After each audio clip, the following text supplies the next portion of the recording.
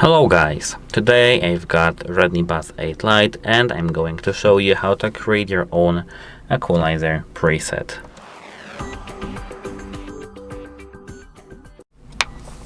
As you can see, here we are now in the application called Show Me Earbuds, and once we are here we need to scroll down to the audio effects. Tap it, and here tap the first thing. Tap custom, and now you can create your own preset by moving these dots down or up. Here I've got frequencies and decibels, like we can move it more to the up, more down, like +6, -6 decibels. And to throw it to the trash, we can just tap this bin icon and continue. Of course, you can't save it like separate, like for example my preset 1.